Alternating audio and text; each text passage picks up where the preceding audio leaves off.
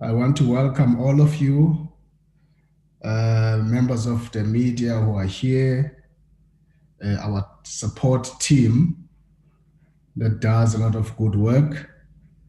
I want to welcome all of you in the meeting. It's just a minute after 2, and we want to straight away start our meeting. This is our next meeting, and it's a progress and a same page meeting. We're convening this meeting to get progress of work that has been done since the 29th of March, but also to be on the same page about what is it, what are our next steps going forward as we proceed with our work. It's essentially a process meeting. And I want to say that up front, that you are still not going to be dealing with any merits of the issues that are going to be the agenda of this committee of inquiry. So with that, I want to welcome you. We're going to be hearing reports from our legal team, update on the processes of our terms of reference and the program. At the end, we will conclude our meeting with adopting 2 sets of minutes, the 22nd of February, as well as the 29th of March. Before I proceed, Tembingosi, do you have any apologies that you have received? Good afternoon, Chairperson, and good afternoon to honorable members. Chairperson, yes, I have received 3 apologies, one being from Mr. Tolangona, who cannot attend due to ill health. Mr. Siabi is hoping to join in later. He is currently on flight. And Ms. Dipu has also apologized that she would be joining later. Chairperson, just to indicate that following Mr. Nchaisa passing away last year, I have received indication that from the AIC, we'll have Mr. SM Chapter joining the committee. That matter is currently being dealt with and will be ATC'd accordingly. Thank you very much, Chairperson. Thank you for that update. We will welcome him at a time when he's been ATC'd. Thank you. Colleagues, I want to proceed straight and invite our legal team, Barbara Lutz or Mr. Silvio Njigela, to brief us about any developments in the litigation process since our last meeting of the 29th of March. You would have yourself interacted with some of these developments, and it's proper that many of those are tabled here today in the committee for your own discussions. Mr. Njigela or Barbara Lutz? Thank you, Chairperson. I will be brief. I think there are essentially 3 matters. I don't know if you can hear me, Chair. We can hear you. All right. Chairperson, you will remember in the last engagement we had with you, we gave an update that there was an application for rescission of the decision of the Constitutional Court.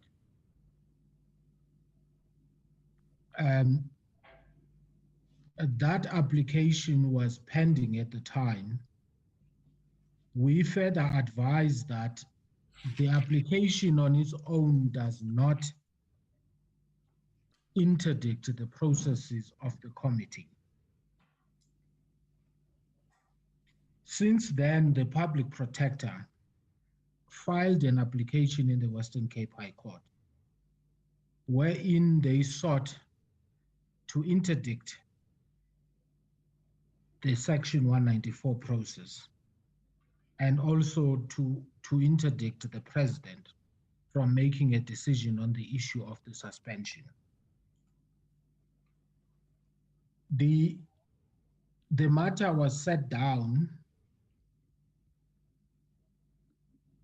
for consideration by the court on the 26th. There were some developments on the 24th, which related to the SMS, which I'm sure now the committee is aware of because it's all over the media, wherein an SMS was sent to the senior counsel that represents Parliament.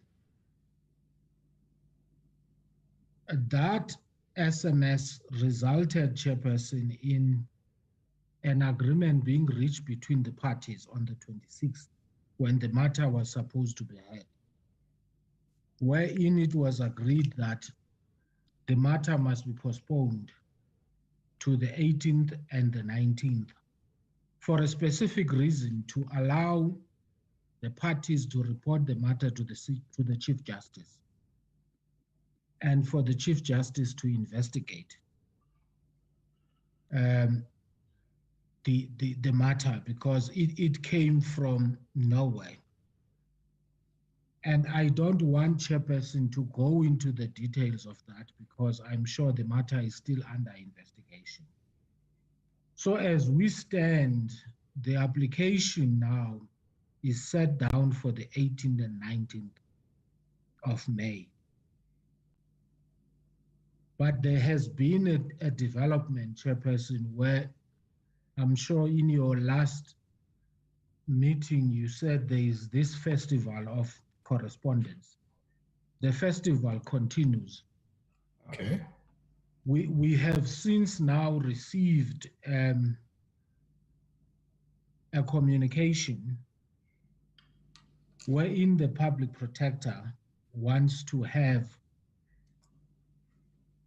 the proceedings of the 18th and 19th postponed pending the determination or the investigation by the Chief Justice.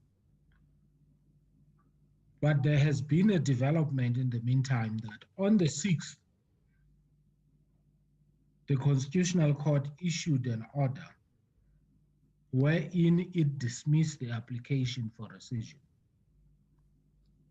Now there is another application by the public protector, which we have received, wherein she seeks to rescind the decision of the Constitutional Court of the 6th on the basis that it should not have been issued. And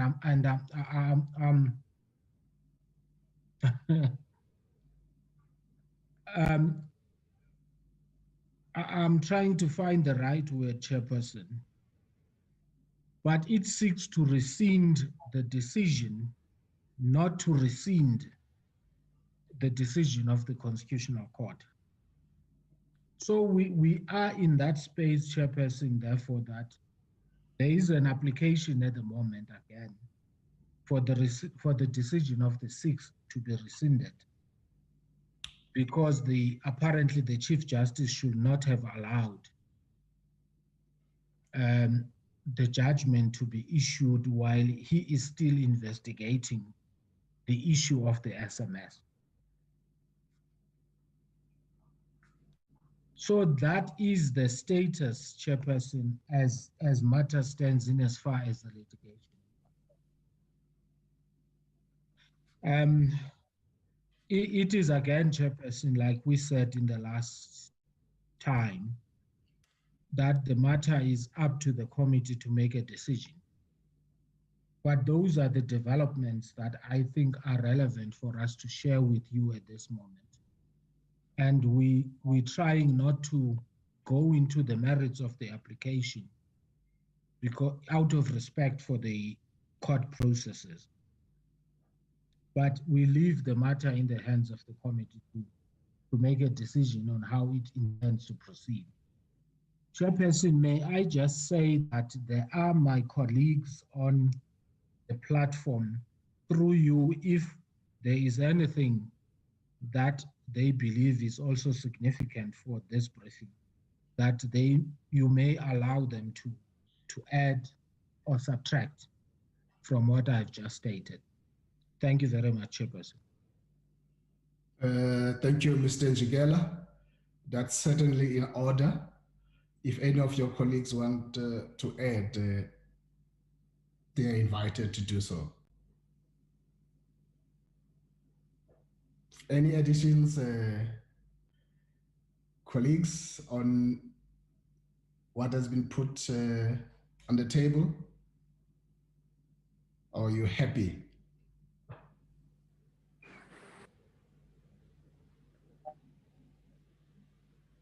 There's no addition. Thank you very much, Mr. Njigela, for that report that you have tabled. Perhaps before we go to the next item, I would want us to quickly deal with this in terms of the committee response to what has been tabled. I'm going to invite members to raise their hands to speak. I recognize you, Kulua. You will start. I recognize Honorable Dlakude, Honorable Heron, Honorable Jane Manani Sokoza, in that order, Honorable Hermans and Honorable Fuyo. I will keep Chair, there's another hand up, Chair. Honorable Schreiber as well, please. There's no hand of Schreiber. Oh, I see now. Thank you. You are noted, Honorable Schreiber. Thanks, Chair. Thank you. The platform is yours, Honorable Olomisa. Thank you very much, Chairperson, and greetings to my colleagues. I guess that we are still at a procedural level and we need to clarify these glitches. The one I'm interested to hear from the legal advisory team is whether the Chief Justice's office has responded to the so-called investigation, and if the investigation have been conducted, what have been the findings? As I believe that we may have to go slowly and getting clarity from his office, because the leakage between our representative, legal representative, and Mr. Abraham G may send a wrong signal, and we don't want to be associated with those high-level talks or leakages between our representative and the ABAMG, which has also now drawn in the Office of the Chief Justice. Has there been any progress since the Chief Justice said he would investigate the matter? Thank you. Thank you, Honorable Olomisa. Honorable Dlakude. Thank you very much, Honorable Chairperson. Good afternoon to you, our colleagues, and also everyone who's in this platform. Honorable Chairperson, let me take this opportunity to welcome the presentation by Mr. Njigela. We welcome it, and also to say that, Honorable Chair, from his presentation, there is nothing that is stopping the committee from continuing. I didn't hear him saying that there is an interdict on the committee from proceeding with its work. So if I didn't hear him correctly, then he'll have to clarify that if there is anything that is preventing us from proceeding with the work of the committee. And also, Honorable Chair, I don't want to dwell into the leakages and everything that has happened. It's very unfortunate that it happened like that. It's not our baby. So those who are responsible to deal with it, they must deal with those. Thank you very much, Chair. Thank you, Honorable Tlagote, asking for committee to proceed. Honorable Heron. Thank you, Chairperson. Chairperson, from the correspondence that's been shared with us, it seems as if there is an attempt to conflate the SMS saga with the cases with what we're dealing with. To contaminate our proceedings with this SMS. There seems to be this attempt to do so. If there is any misconduct related to that SMS, I think it's really, in my view, irrelevant to our proceedings. But I can't recall from our last meeting, and it's not clear from the papers that have been shared with us now, the application before the Western Cape High Court, which includes, I think, or is currently being threatened to include an application to interdict us from proceeding. I wonder if the legal services can just expand on that process, because I think we have to consider whether there's any prospects of success in that application as we decide whether to proceed or not, and not be diverted by this SMS saga. Thank you. Thank you, Honorable Aaron. Honorable Mananiso.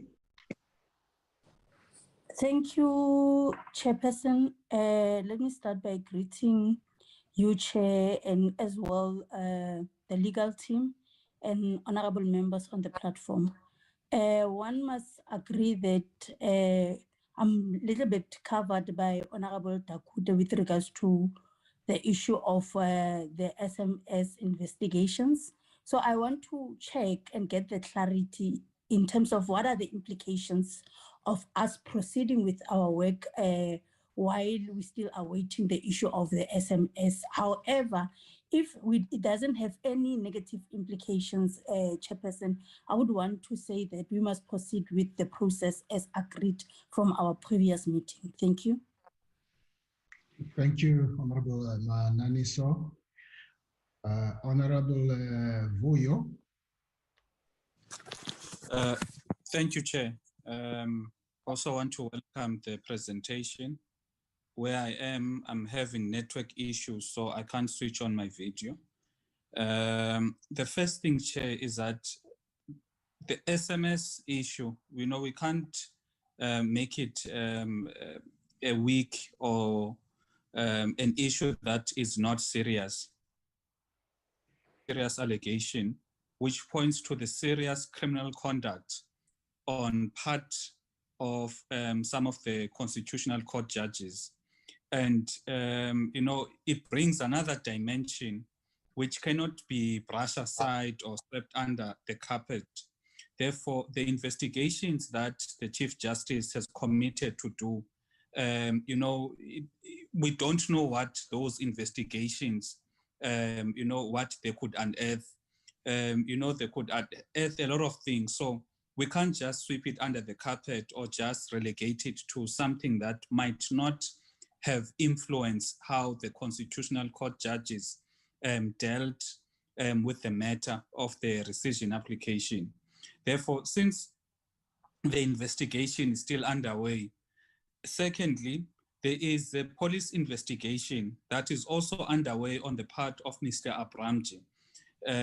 So what I need to know from the legal advisors would it not be prudent to await these investigations to avoid being part of a contaminated process, because we can't divorce what has happened in the Constitutional Court and the criminal proceedings from the work of this committee, because what transpired in the Western Cape High Court, it was due to, it is linked heavily with what the committee, with the committee's work.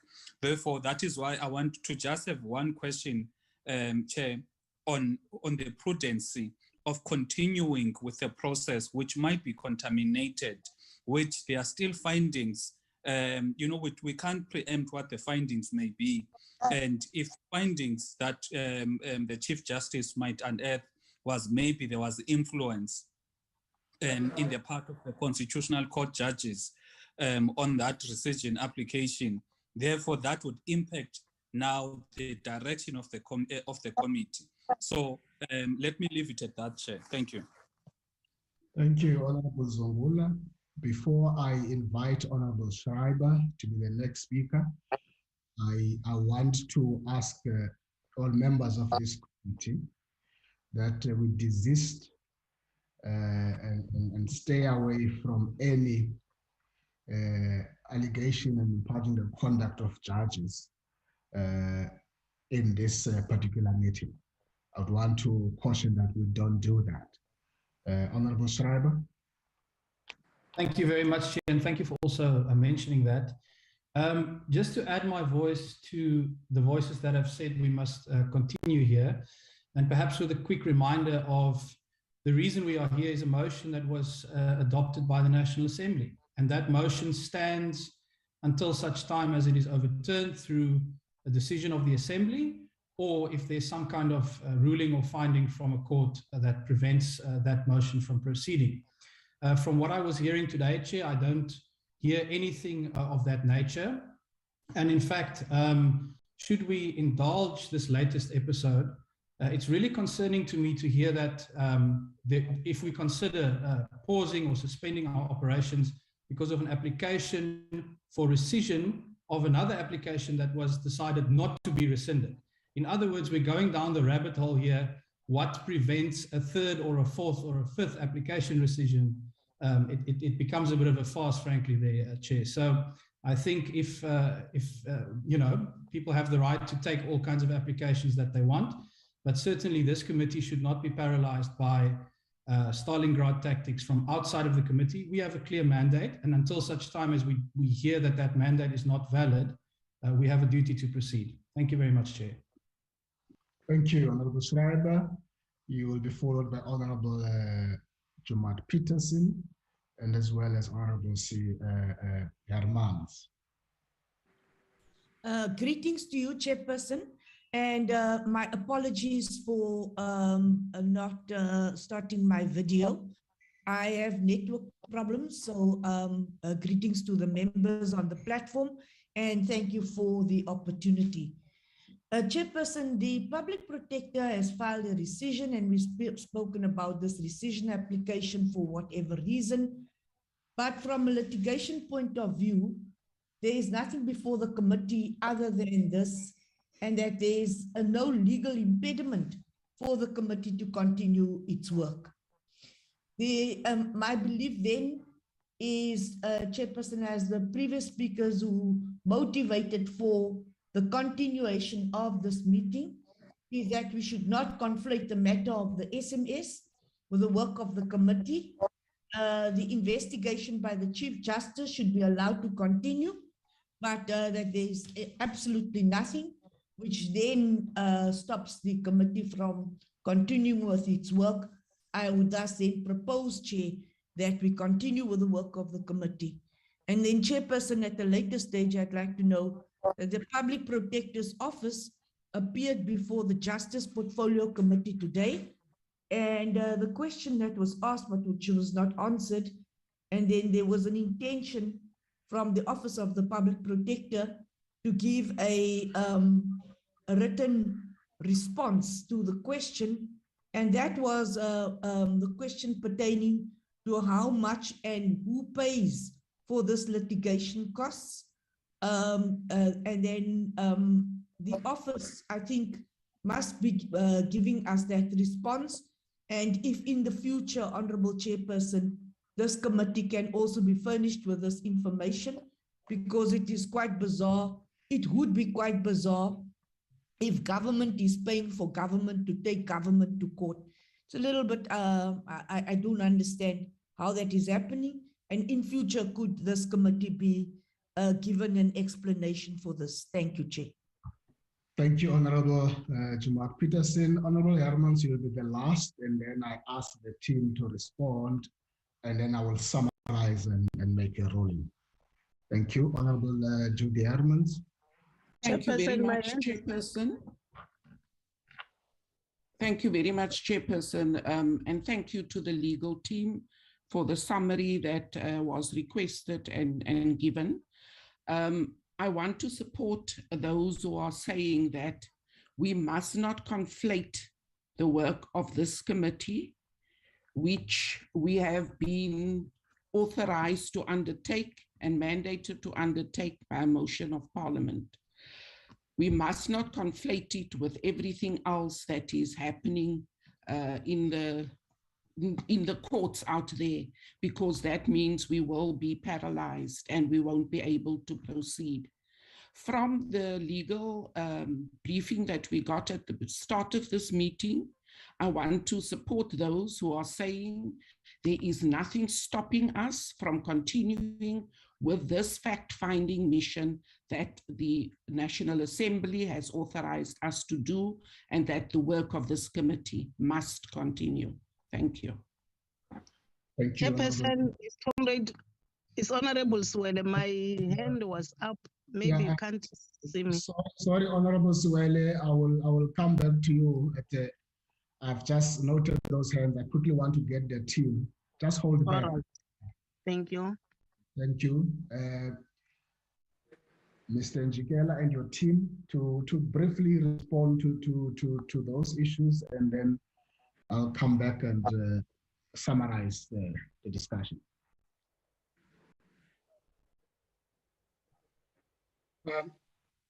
Chairperson, starting with General Olomisa's question, whether there has been a development from the Chief Justice since the matter was reported.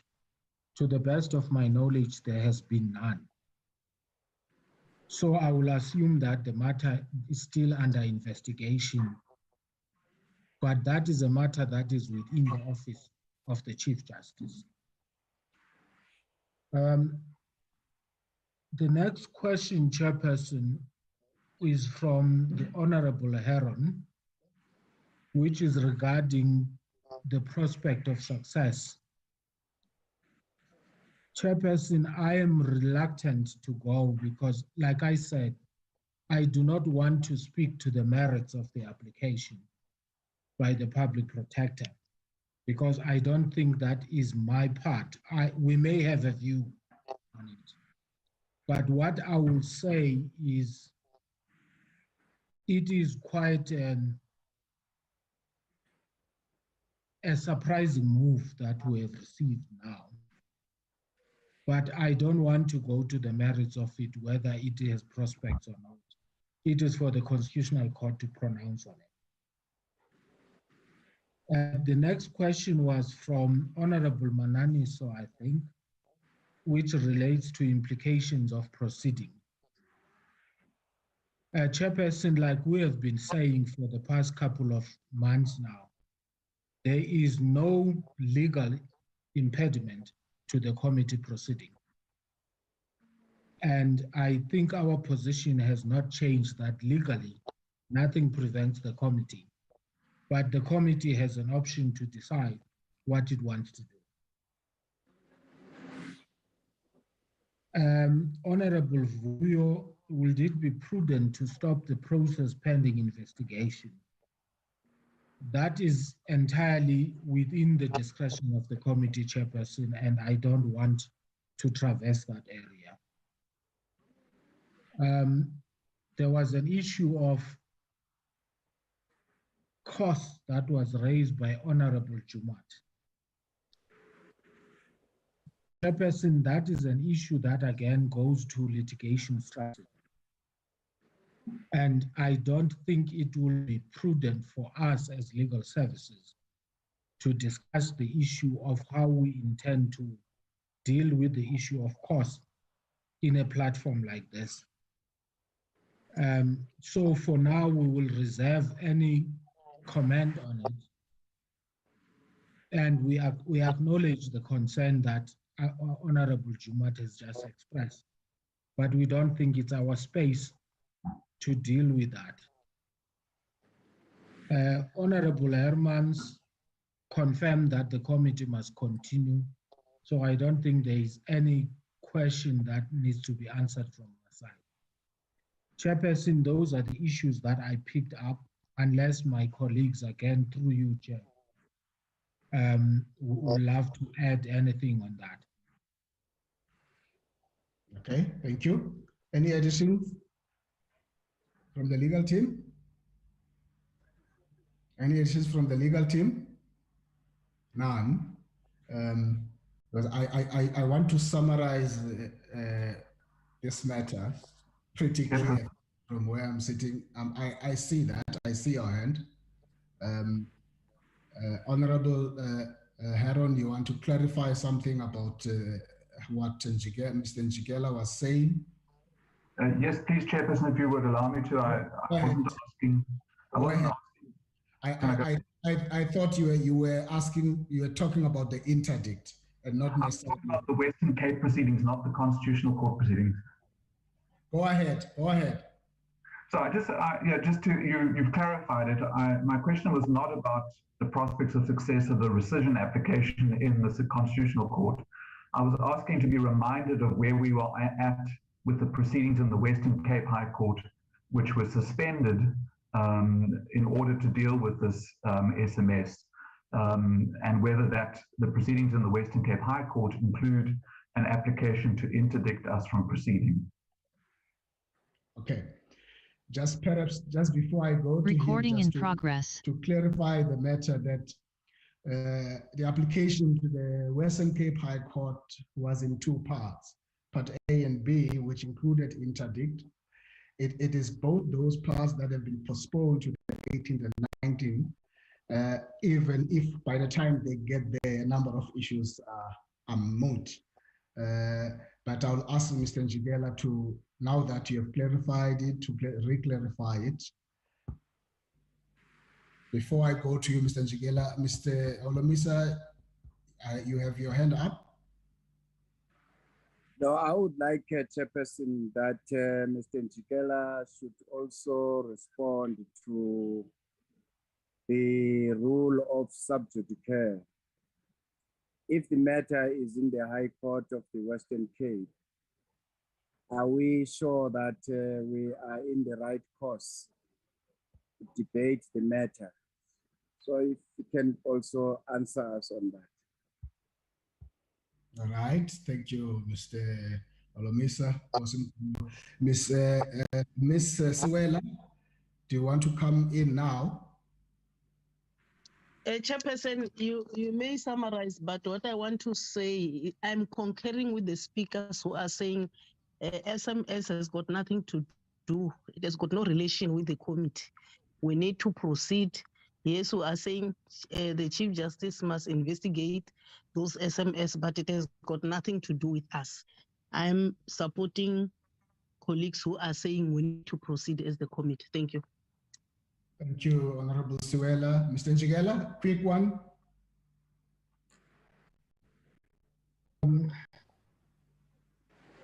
Chairperson, the matter before the High Court, as you correctly pointed out, it was postponed to the 18th and 19th.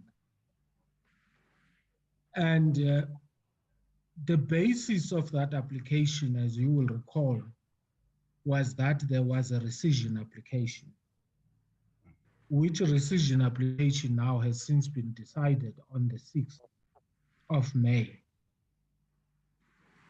We don't know what will be argued on the 18th and 19th based on what has already happened. But like I indicated, Chairperson, now there is a different application for a rescission of a rescission, which is a bit of a curveball for all of us. So I'm cautious, Chairperson, not to go into the merits of it. But that was the basis of 18 and 19, that there was a rescission application, which has since been decided on. On the issue of the sub judice rule that General Olomisa has raised, Chairperson, we have always maintained the position right from the beginning of this matter that the work of the Parliament cannot be trumped by what is before court. Otherwise, Parliament will be paralyzed in every instance. It means all you have to do, you have to file an application before court. And we have said this repeatedly to committee, not only to this committee and to other committees, that Parliament is a separate arm of government. It has a constitutional mandate to deal with specific issues. There is no court that has the power to decide whether the public protector is incompetent or has misconducted herself. That power is exclusively within the constitutional mandate of Parliament. So in as far as that issue is concerned, no court is competent to make that decision. So that can't be sub judice, and I will leave it at that, Chairperson. I think, Chairperson, those were the issues that we needed to deal with. Thank you very much. Thank you very much, Mr. Njigela. Much appreciated. Honorable members, just as I summarize this part of the discussion before we proceed to the next one, the committee welcomes the order of the Constitutional Court on the matter of the rescission. The committee has noted, listening to what the members are saying, the fact that there is now a new application to rescind the rescission. In their numbers, members are very clear that having noted that, none of those issues, including the investigation of the leaked SMS, prohibits us from proceeding, and therefore firmly asking that as a committee that we agree that we proceed with our work that we have been set up to do. Obviously, we're going to be watching the space as we do our work. I just wanted, as I end, to repeat the point I made to members that Rule 88 of the National Assembly prohibits all members on making reflections on the integrity of judges, except upon a substantive motion that is tabled in the House and is properly substantiated. So I'd want to, again, to ask members not to venture into that space. Thank you very much, colleagues. Can I get a report for the next item of update, Ms. Fatima Ibrahim? Good afternoon, Chair and members. Chair, I intend to give a brief update on what's taken place since our last meeting. On the 22nd of April, the PP was provided with an Audi notice, and members will recall that in the previous presentations, we had indicated that we would give the PP an opportunity to provide a written response to the charges in the motion if she so wishes. The Audi allowed for a 30-day period that will be given to the PP to make such representations, and that 30-day period, Chair, expires on the 22nd of May, so just under 2 weeks from now. Should the PP avail that opportunity, Chair, we will of course ensure that those representations are shared with all members once received. In that same letter, Chair, we also further requested the PP to kindly indicate by the 18th of May whether she intends using a legal advisor or other expert to assist her during the hearings, and if so, to provide the committee with the details of those persons. Members will recall that the Apex Court ruled that the limitation in Rule 123 AD3, which had provided that the PP may be assisted by a legal practitioner or expert, but that such practitioner or expert may not participate in the committee. The court had set that aside and ruled that all Chapter 9 office bearers must be afforded the right to have their legal representative or other expert participate in the proceedings of the committee. which is why we've now asked for those details. In addition, Chair, we've met with the evidence leaders and continue to meet with them, Advocate Bauer, SC, and Advocate Mayosi.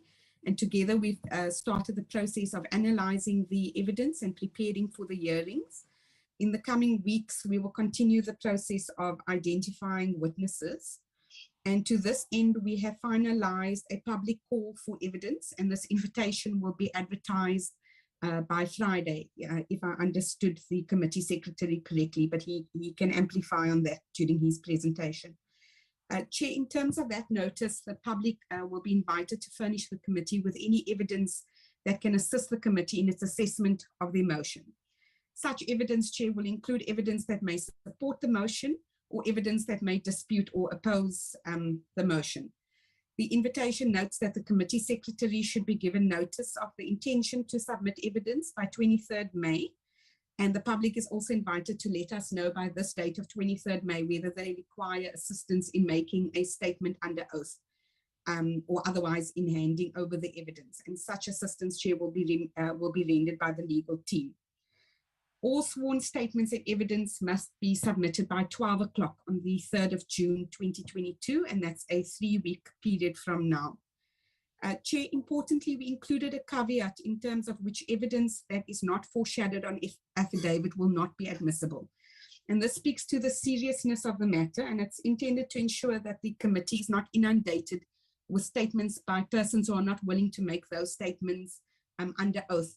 You'll recall at one of the very first briefings that I gave, I said, we don't want to open a Pandora's box where people give their own personal views on the matter. What we're seeking to achieve here is for people that have actual evidence in support of or against the motion to come forward and provide the committee with that evidence.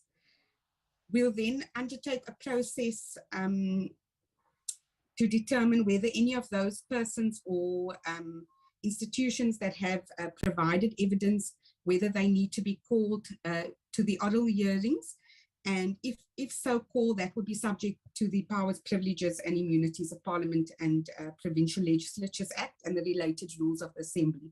So in terms of that, they'll be required to take the necessary oath and so on, Chair. We'll ensure that members are provided with a copy of the advert. And I just confirm that that advert will also appear on all of Parliament's social media platforms, in the print media and on radio as well. Lastly, Chair, we've considered the draft program together with the evidence leaders. You'll recall that when we adopted the draft program at the last meeting, that was prior to the evidence leaders coming on board. And of course, it was important that we canvassed with them their availability and what they thought would be necessary in terms of the number of days that we would need for this work. It is a working document, but it's intended to provide that reasonable time frame that the rules speak to. So changes may be necessitated in terms of the numbers of days allocated for hearing in the event that not all witnesses can be accommodated on the days that we've set aside there, or likewise, if we've set aside too many days, we may have to reduce it accordingly if all of them are not needed. But Nkosi will take the committee through that program in a little bit more detail. From my side, Chair, that concludes my update. Thank you very much. Thank you, Fatima. Can I ask Nkosi to combine the two? They're so interrelated, to quickly do that, and then I will thereafter ask members to comment. Nkosi. Thank you, Chairperson. Good afternoon, members, and good afternoon, guests on the platform. Thank you, Chairperson. As Ms. Ibrahim was speaking, I was already thinking of sharing the program because she was talking to you, Chairperson. As she is already outlined, this is the program, the draft program that is before the committee. As Ms. Ibrahim would have indicated, it is a work in progress. So it starts with the meeting of today and followed by just a notification of what the support staff has been busy with, which Ms. Ibrahim has just outlined. Chairperson, she also spoke the advert that is out, which is has its closing dates, which we're hoping that by the time the committee meet on that Friday, which is the 3rd of June, then there would be presentations made to discuss procedural management hearings. Chairperson, after that, I just want to bring it to the members' attention that they would notice that from the 15th of June, my bad, Chairperson, from the 20th of June till the 15th of August, it's a constituency period. But there are dates that are set for the committee to proceed with this work. Safe to say that we will submit the necessary applications to the relevant offices of the chief whips for committee to proceed with this work during this period. Chairperson, Ms. Ibrahim indicated that there are dates, provisional dates that have been set for hearings, which is starting from Monday, the 11th of July, that whole week. And then we also then leave just Chairperson the 18th to the 25th, so that if there's any other evidence that witnesses that would like to appear before the committee, because right now we don't know how many witnesses will be before the committee. So we also reserve dates for those hearings right until the 29th of July. And again, Chairperson, we keep on saying we make reservations for quite a number of days for these hearings, as my colleague had earlier indicated that the process is working very hard to ensure that the process is fair. Chairperson, once those hearings are concluded, then there will be time for committee to deliberate on the evidence before it. We've set up 3 days for that, which can be extended. And immediately thereafter, Chairperson, we've put up a 2-week break where the drafting of the report will take place. And we're looking at September the 7th, that the committee will be considering then the draft report. And also that on Thursday, the 8th of September, the committee will then adopt that report, and that report will then be sent to the public protector for a period of about 3 weeks, which will afford her to comment on the draft report of the committee, which we are now, Chairperson, looking at that report being adopted on the 28th of September 2022. That is the program that we have prepared, Chairperson, as members and everyone here had already agreed previously that it will continue to be a working document, which will now and again be presented to this committee. Chairperson, just before I leave on that one, if I can just make a request to all the members, Chairperson, if they are not receiving communication from Thembinkosi, to please ensure that they do make contact with me and inform me. But so far, Chairperson, I have not had any complaint from any member of not receiving communication from my desk. Thank you very much, Chairperson. Thank you, Thembinkosi and Fatima for that presentation. Clearly, members, it indicates that since our last meeting, a lot of work has gone into putting things together. That progress report indicate that we're at work. Please remove it, Thembinkosi, so that I can see everybody. I'm now going to invite comments and contributions from members on what you've just heard in terms of progress updates on the work of the committee. We're still very far, but we have begun. Kulua? Thank you, Chairperson. Would it be possible to refresh the memories of members of Parliament and indeed the public, wherein we can publish the charge sheet? What exactly are we looking at in dealing with this matter? Charge A, B, C, D, E, and so on. And also I want to repeat what I said earlier on in our previous meetings, that we would like to get a report, annual report, perhaps from the Department of Justice or Public Protector herself, wherein he tells us how many cases she has presided over the period of some time, and how many where she was challenged and in court, and how many she has lost and win. And lastly, of those cases which she attended to, did the government departments implement her findings? That's what I would like to get. I think it would empower us, that summary. Thank you. Honorable Lagude, followed by Honorable Mankete Tlampe. Thank you very much, Honorable Chairperson. Let me take this opportunity to welcome the report, the presentation made by Ms. Fatima and Thembinkosi. Honorable Chair, we really welcome this presentation, and also to say that the presentation is very explicit on what is it that will happen from now onwards, and also the program as presented by Thembinkosi. It's a living document which will be amended if and when needs arises. So Ms. Fatima made a presentation which is thorough. The presentation will allow everyone, all parties involved, an opportunity to express themselves. So it will also give the committee enough time to do its work on this matter, because as a committee, we are on a fact-finding mission. We don't have any preconceived outcomes. So it will give us enough time, Honorable Chair. If need be, the program will have to be amended as a living document. Thank you very much. Thank you, Honorable Lagude. Honorable Tlape, followed by Honorable Lekhwase. Thanks, Chairperson. My network is not at its best. I'm just registering my presence with the video. Chair, let me welcome the progress report.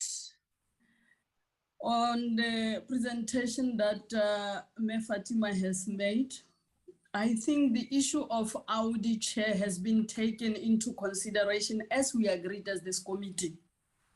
And Chair, I would also agree that we wait for all this information in the next 2 weeks as expiry for the time that has been given to the PP.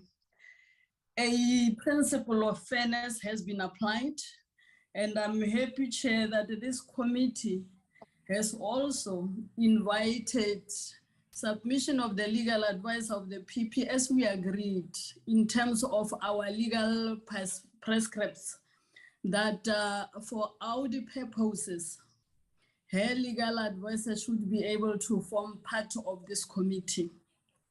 Chair, we also agreed on issue of public participation according to section 59 of our constitution that requires National Assembly to facilitate public involvement in its committee processes.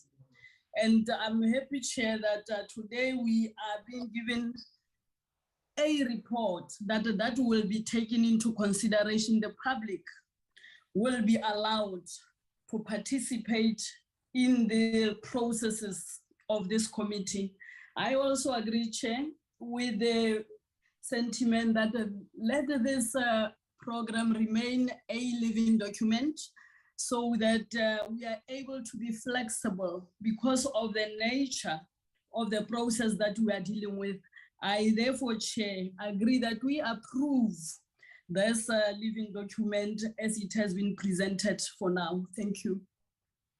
Thank you, Honorable Tlape. Honorable Lekhwase. Thank you very much, Chairperson. I think I'm partly covered by the latter speakers that came before me, but also let me say the brief by Fatima is well received. And also one would want to note the draft program as presented before us and say, let's note it as it is as a working document, and changes will happen as and when they arise. Thank you very much, Chair. Thank you. Honorable Siwela, followed by Honorable Mananiso. Thank you, Chairperson. Let me join my team by acknowledging the two reports from Ms. Fatima as well as Thembinkosi. Chairperson, let's agree that we adopt this program and dates so that we can be able to move. I'm requesting that we adopt it as other speakers have indicated. Thank you, Chair. Thank you, Honorable Suela. Honorable Jane Manani Sokoza. Thank you, Chairperson. Let me start by actually appreciating the presentation from Fatima. And one must say that I do want to as well agree with honorable members that we must adopt the program as it is. And one must just I want to advise the legal team to assist as it when the advert is out that it must cover all the 11 languages, and if needs be, people with disability, those who are using sign language, they need to as well be accommodated, and those who are using Braille when this particular advertisement is being done. Thank you. Thank you. That was the last speaker, Fatima. And tell me, was any brief remarks on what the members were saying? Before that, Fatima, I see the hand of Honorable Mahau. Thank you very much, Chairperson, and good day to the colleagues. Chairperson, I would like to second.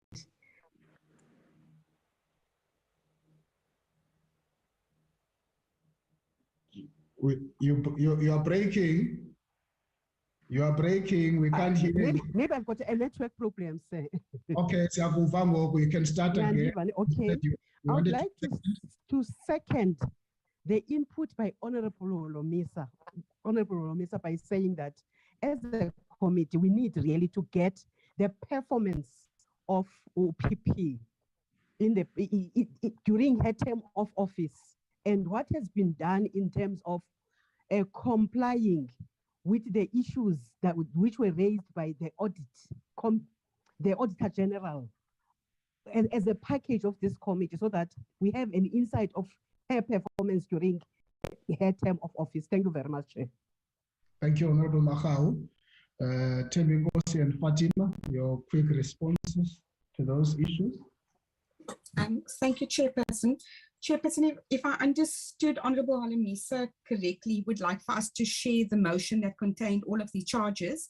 I'll ask Nkosi to send that out immediately after the meeting.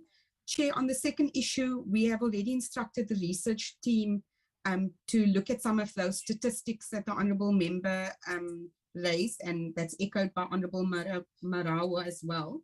And I've also raised it with the evidence leaders about the possibility quite early in the process of requesting the PP herself to provide us with that information via her legal advisor. So it definitely hasn't fallen off the agenda. We're very much aware of it, and we will ensure that we get the necessary information as requested. Thank you, Chair. Thank you.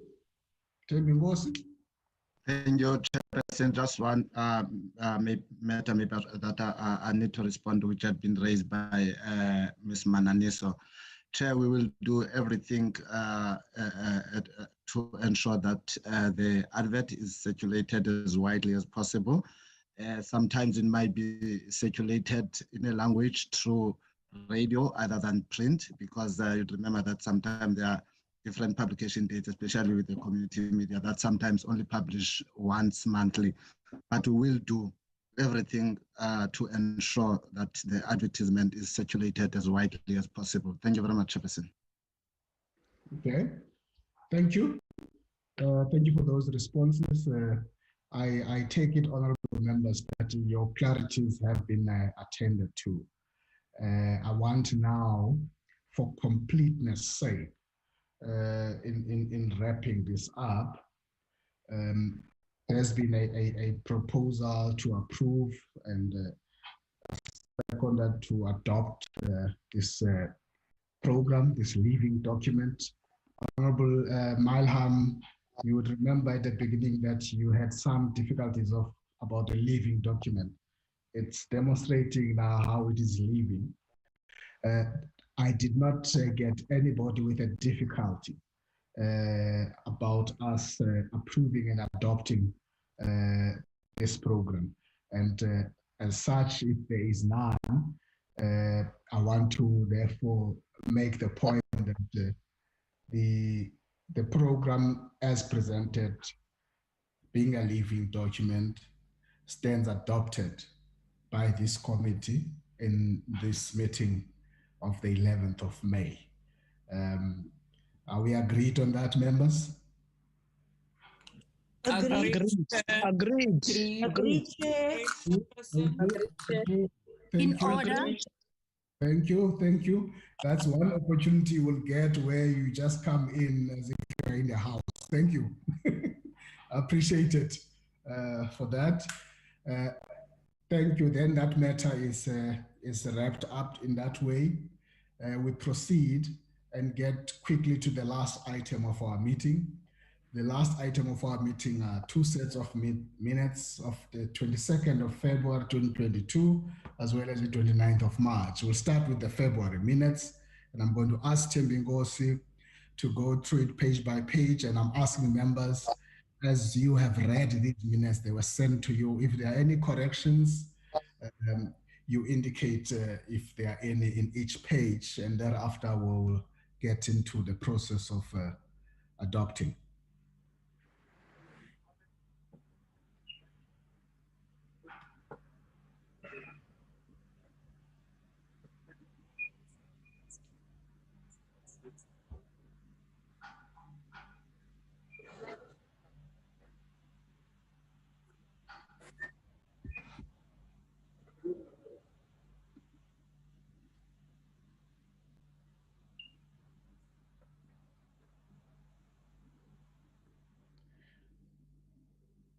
Thank you, Thembinkosi.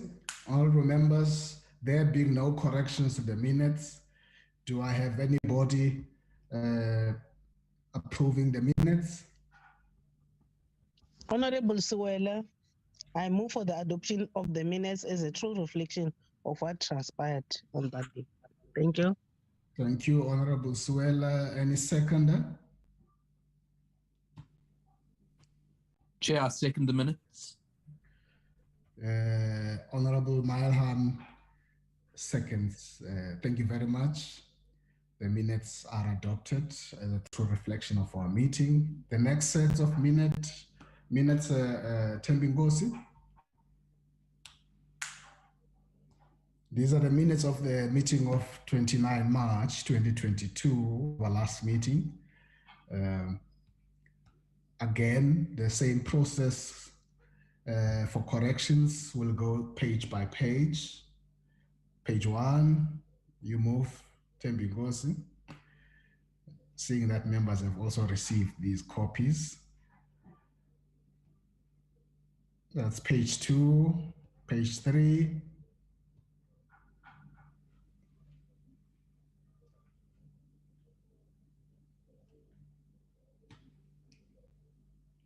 Page 4.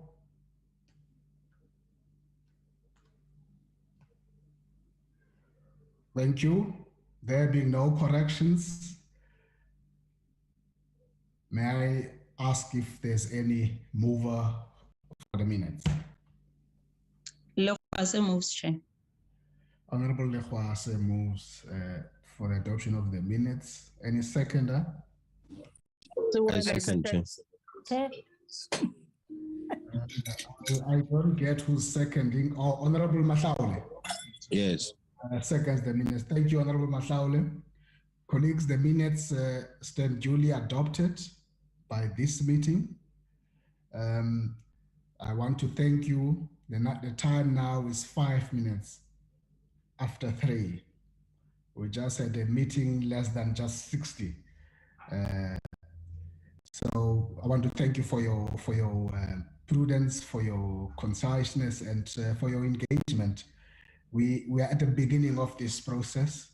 We've got to keep staying focused on the matters in front of us, never to be diverted, so that we do what we're asked to do, and only scrutinize and persecute evidence and the facts that are in front of us. Thank you very much for your attendance. The meeting stands adjourned. Thank you very much, Chair. Long live the Chairperson. Thank you, Chairperson. Long live, Chair. Long live the chair.